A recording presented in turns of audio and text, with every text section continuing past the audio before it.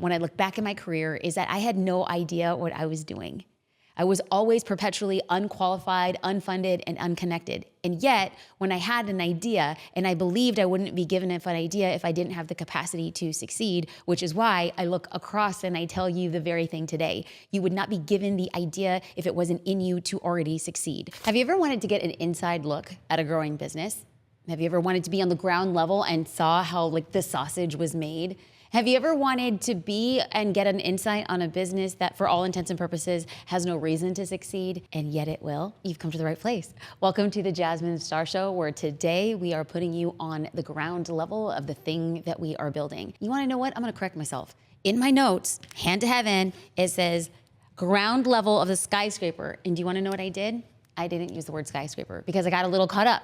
I was like, no, don't say you're building a skyscraper because what if you don't? And I'm like, don't say that because your words have power. So I'm gonna keep rolling with this and say, you are gonna be on the ground level floor of the skyscraper we are building. So how can I be so sure, even on the inside when there's that little quiver of doubt? Well, one thing I know about skyscrapers is the taller the skyscraper, the deeper the foundation has to be. Okay, I'm gonna say that again. The taller the skyscraper, the deeper the foundation has to be. I can look back at the last 2 years, 2.5 years, and it has been 100% foundational work. There is nothing shiny on the outside. It doesn't look tall. And for all intents and purposes, it looks and feels like I'm digging a hole. And we are, but we're digging a hole that we're gonna fill as the foundation. And so one of the things that I get nervous being so sure about the thing that I'm building is my assurance has less to do with my ability to foresee my future and a lot to do with if I just looked at the past, and the past leaves clues. So as a brief recap, in 2007, I said I wanted to become a photographer and I didn't own a camera. In the next 12 months, I built a $100,000 business,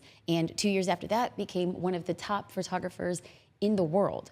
My husband and business partner and I, we were being flown to the most beautiful locations everywhere you can imagine and working with the most luxurious clients. We were shooting for magazines and we were being flown in to document somebody's best day of their life. And so in that short time frame, I realized that I could say something that doesn't make sense. 2007, I wanted to become a photographer and I didn't own a camera. And 2 or 3 short years later, have multiple 6-figure revenue streams, being flown around the world, being able to travel with my camera and a passport, and that became a dream come true. For all intents and purposes, it shouldn't have succeeded. And then in 2010, I, at the time, was creating content for photographers, and other photography companies started asking me if I could create content for them. I was creating content for their blogs and their websites. And I thought to myself, okay, this is great. I'm getting paid to write content that I would be writing anyway to help educate other photographers. So I had a revenue stream from photography, I had a revenue stream from content creation, and then about 2 or 3 years into doing that, I started realizing I actually think that I don't want to trade my hours for dollars anymore, so I'm going to focus on the content that I'm creating. So I went to those companies and I said, I think my time has come. I'm not going to be creating content for others. I'm just going to be creating for myself. And then they asked me, would you ever consider consulting? And at the time, I didn't even know what consulting was. Consulting is basically getting paid to teach other people what it is you do, and they go and deploy against, they go and do the work. And I was like, you want to pay me to tell your marketing and brand teams what to do? And they said, yes. And I said, okay.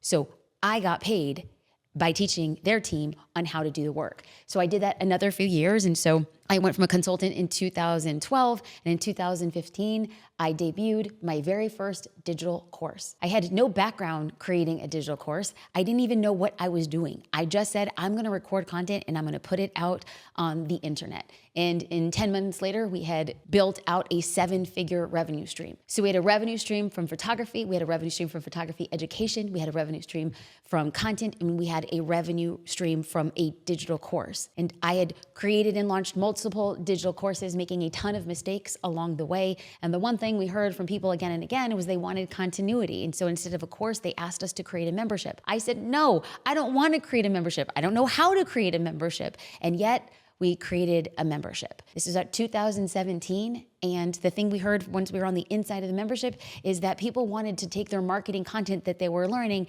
and putting it out on the largest social platforms like TikTok, like Instagram, like Facebook.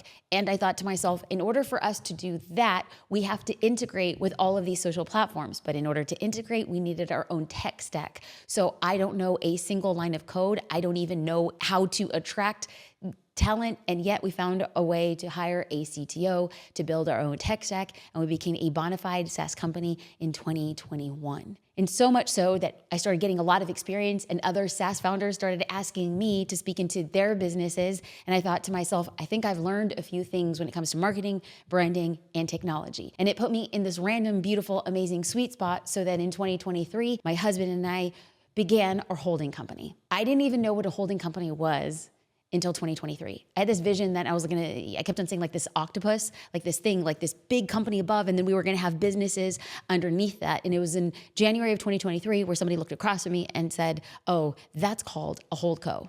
And so the common theme when I look back at my career is that I had no idea what I was doing. I was always perpetually unqualified, unfunded, and unconnected. And yet, when I had an idea, and I believed I wouldn't be given an idea if I didn't have the capacity to succeed, which is why I look across and I tell you the very thing today. You would not be given the idea if it wasn't in you to already succeed. So the common theme was being wildly unqualified, and then also in parallel was another common theme of figuring out and finding a way to make it a success. So when people ask, Jasmine, are you really building a skyscraper? And I'm like, well, right now I'm building a foundation to build a very big skyscraper. Other people say I'm digging myself a hole, and I just say, well, wait till you see the thing that we're building. So when I look back at the thing that we've built, I feel two really big things. I feel very humbled. I am a first generation Latina. I'm a first generation college grad. I am a female founder, which is a very rare thing. Only 4% of business owners in the United States will ever cross 7 figures. 4%. To be part of that 4%, but even more specifically, to be a female founder of color, that is less than 0.5%. So I feel very humbled that on the back of bootstrapping and on the back of doing everything wrong 1,000 times over, we were able to cross that mark. I also find a deep sense of pride, not for the things that we've built, but the fact that we didn't quit. And I'm actually gonna change it from we to I. My husband is my co-founder in business and business partner, and he never wanted to quit. I did. A lot of times, definitely times crying on the bathroom floor, trying to figure out like, what am I doing? Like, why did I sign up for this madness? Like, could I not have chosen a different path? Crying those tears on the bathroom floor, 2020, 2021, trying to figure it all out. I wanted to quit. And I'm really happy that I didn't. It hasn't been easy, but it has been the most gratifying thing I have ever done in my life. I also want to say that we are in the baby stages of our holding company. I will tell you 1,000 times before, I am doing it wrong. I just want to be very clear. This video is not to watch somebody do it right. It is to watch me do it wrong and figure out how to get back up and share those mistakes with you so that you don't make them. Today, I'm going to be sharing the ups and downs that have happened from a recent conversation that I had with Gary Vaynerchuk. I joined an executive coaching program in 2024, and part of that program, I had the opportunity to talk with Gary. And the question that I asked for Gary was, Gary, well, actually, how about I not share the question? How about I cut away to that video right about now? So, Gary, I had the opportunity to meet with you in LA 5 or 6 years ago. It was highlight. I was so excited, and still to this day remain excited. And one of the things that I told you was how I was building Social Curator. And one of the things that you had said at the time was something along the lines of, oh, we thought about building that too. And I told you, oh, I'm so glad you didn't build it. I don't want to be in the game of Gary Vaynerchuk. And then you said something that was a classic Gary juke, which was abundance. Abundance. I hope you have competitors because it makes you better. Right. And I never forgot that piece of advice. And when I look back at that experience, the one question I didn't ask was, well, why didn't you build it? But that's not my question today, because shame on me for not asking that question then, but presently, when I look at what you have built, and I didn't even know the word holding company existed until 2023. And in my mind, I had this idea of something that I wanted to build. And then I'm now realizing that that is the very thing that you have built. And so knowing what you know now, would you have built the holding company? And if so, if you can go back, what would you do differently? Great question. Yes, I would definitely build it. I'm very good at being wide open and changing my mind in micros, but holding to a strategy in macro. I knew that I wanted to build the best marketing communications company in the world, that was global, and that I was open to it being a series of companies or a company. I was never going to be overly romantic about social media. We started this in 2009, it's 24, we're 15 years. I would have said in 15 years, if no one's doing social, then we're doing whatever that thing is, and I continue to do that. So I wasn't romantic about what services we did, how many companies were in the entity, if it was 1 or 100. More importantly, I was romantic about being always current. What's unique about my career is from 2006 to today, there's not a lot of people who have 18 years of on the record, publicly following the flows of innovation around attention and communication at the same level that I do. And that's really humbling and good. What would you do differently? I would have probably hired more people with more experience from the industry earlier. So romantic of staying clean with my own intuitive ideas. I demonized people from the outside that did it the old way. And it probably wasted some time on simple things that I could have done by having people around. I mean, this is my biggest issue still to this day. I would have fired faster on people I knew weren't capable. It's a real disease of mine, Jazz. I'm such a bleeding heart. It's just not good for business, and it's not good for them. Like, because it leads to nepotism and resentment, and it never ends up good anyway. I fired them eventually anyway. Conversations that I had with Andrea when I was asking, how did you court her to come into Vayner? And I think that early on, like now looking at what Vayner is, it is a formidable force in the industry. But at the time, when I look at myself and I know that I want to hire people with experience, but they have optionality. What was like a key factor? Could you go back and say, identify the pattern? I think you'll be able to convince people to do it. How did I do it? By being okay with all the people that didn't see it. In the same way I did it when I was a boy. Every girl that I thought was cute that didn't want to be with me, in my mind, I was like, they're going to be really sad one day. And oh, are they? and so I think you need to take the same approach with this business. You're going to identify someone and you want Ricky Thompson and he's going to say no. And then literally you're like, cool, next. Who should I be talking to? Who should I be aligning to? Not in regards to building a holding company that looks like VaynerX. Anybody with the idea of holding companies. Because what I want to do is, I'm not the best at coming up with new ideas, but I'm really good at spotting patterns and then identifying for my strengths and building from there. So when you look at people who've successfully built holding companies inside or outside of your industry, who is the formidable leader? Who's somebody who's creating content? Who is the person that I can learn from? That's an interesting question. Private equity firms, talent agencies, CAA, UTA, WME. Dig into those two worlds, private equity and talent representation. If you were building VaynerX again and you had nothing, what would you be doing differently or the same that you did? You look back at yourself and you're like, damn, that was pretty incredible. Or even when I had nothing, I could have leveraged it in a different way. If it was today, it's pretty easy for me to answer. I'd still want to build the same thing, which is in several years, I want this to be this huge conglomerate. What I would do is I would have different services, right? I would be focusing on AI right now, focus on things that are of the moment that people don't have figured out that I could build on top of. When we were meeting in Vive and we had lunch and you and Mona graciously hosted us, you had said something that I am still trying to wrap my mind around. And I was just like, what you essentially said was, are you gonna pick up what I'm putting down?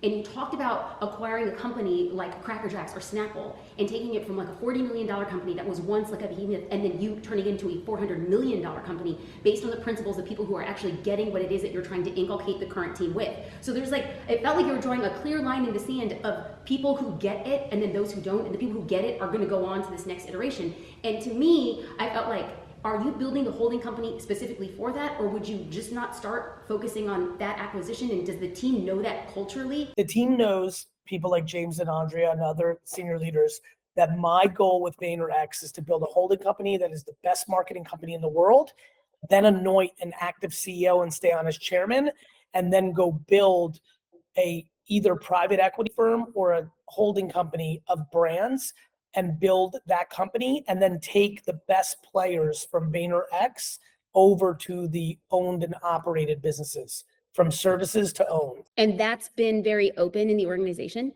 Yes, it's actually probably been very inspiring to the best players, because they are like self-selecting, like, I'm going to be the best and I'm going to go over to Snapple or Reebok when Gary buys it. That's one of the reasons I do believe the 1% of 1% here are probably here because of that. How are you identifying your 1%? I'm in the trenches every day. I live this life. That's why I'm in the trenches. It's almost like my Navy SEAL. This is an army, but I'm going to need my Navy SEALs when I go, and I'm not willing to guess. It's crazy because when I hear that, if I was working there, I would self-select and be like, it's boot camp. So I wonder if that is part of the culture, because you know how you build, you attract more with honey. And so I was like, you come from this honey, but then there's also there's this really sharp edge to what it is that you're doing. And the balance of the two as a leader has been really inspiring. And so I wasn't sure how transparent you were with your team being like, oh, we're a honeycomb, but make no mistake. Honey empire. You've heard it, it's real here.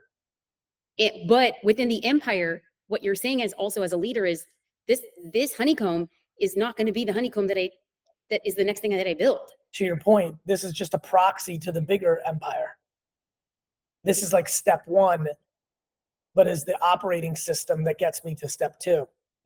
And you've been transparent with everybody in the organization saying that, and you're unafraid to say those types of things. Jazz, even crazier, I've literally said things like, if I ever, God forbid, sell VaynerX, because that's clearly, as you can tell, not the plan.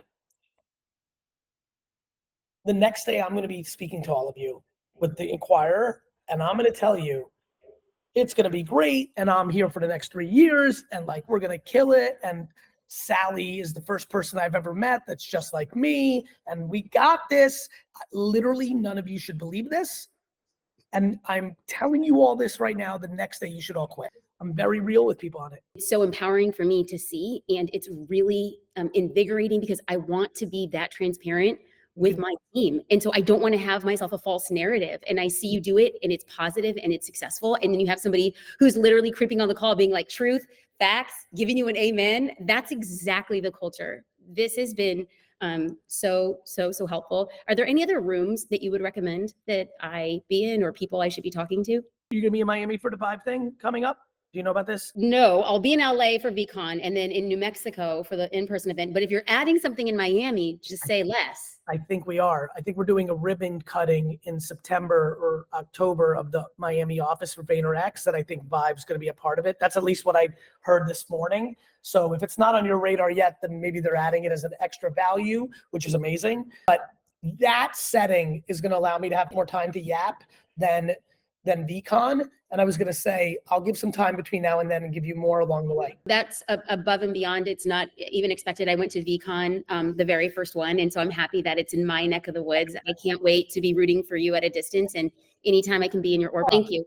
Thank you. This has been amazing. You guys have a great day. Okay, so to keep things as simple as possible, I will share with you the 3 main takeaways that we took, and then I'll give you an update on each of them. Like I said, I'm putting you on the ground floor. You all might not be interested, but I'm creating this to document. I am documenting this so that 2 months from now, 2 years from now, or 20 years from now, I look at this and I say, I'm so glad you didn't quit. So I asked Gary, if you would do it over again, would you, and what changes would you make? And he said that he wants to hire people. He would have hired people with more experience. And in the last few months, I am really thrilled with the people who've joined our team. When I am on a leadership call, I will tell you that the thing I feel the most proud is our managers, our directors are saying how thankful they are to work with the people who we're working with.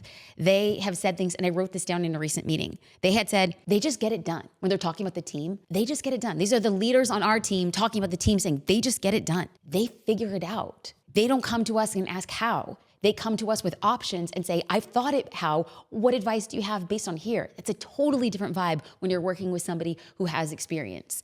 And they had said things like, I just trust them. I trust that they're going to make the best decision with the information that they have. And so my biggest takeaway talking with Gary months ago, I think it was 8 or 9 months ago now, that we had that conversation, to the people that we're hiring, the vast difference when you come in with experience is really different. So the existing experience has put context into how they show up on our team. So they come in already with a skill set. Now we just have to make sure that they're a culture fit.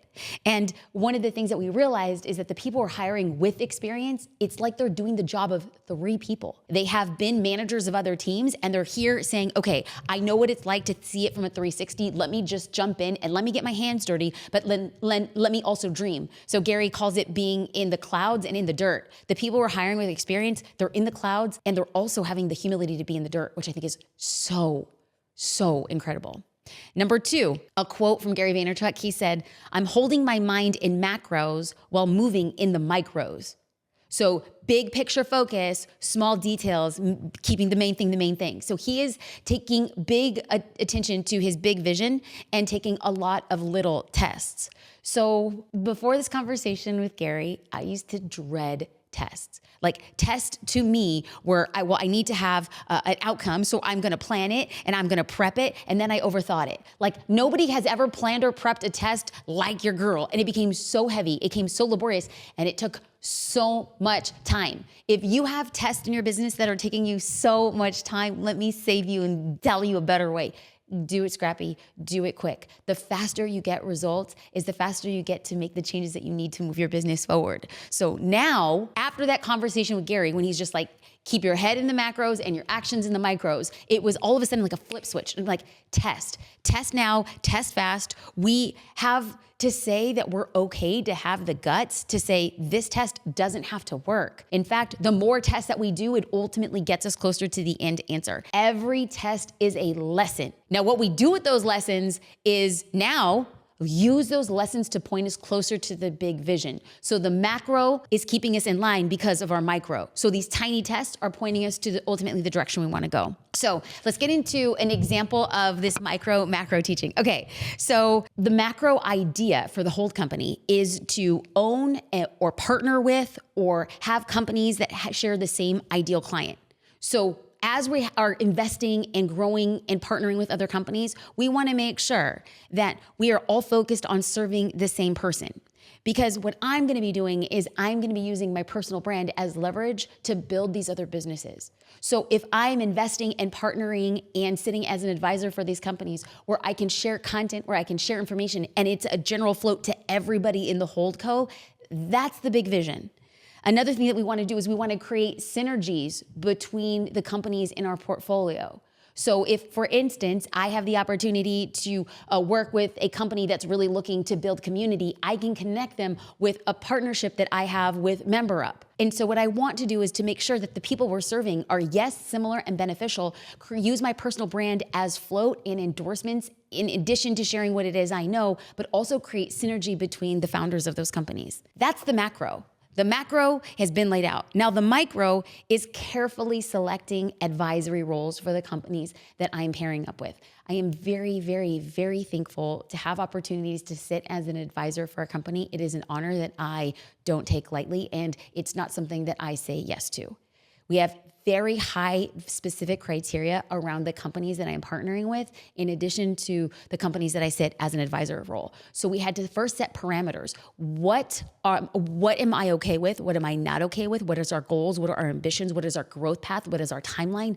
And even to be considered as somebody that I can partner with or sit as advisor, all of the parameters have to be met. That became a very hard and fast rule. And the goal here with this is, does it point to the macro?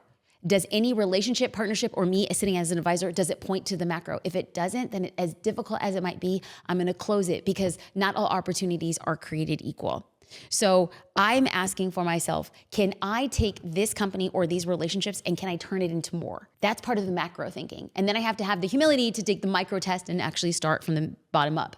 So let's talk about an example even further. I had the opportunity to partner. It started off as an advisor role and then stepped into a partnership with MemberUp. So I started off as an advisor. And so I was advising Amy Stangster, the CEO, and part of us, we'd meet monthly and be talking about the strategy and what they're doing and what is scale.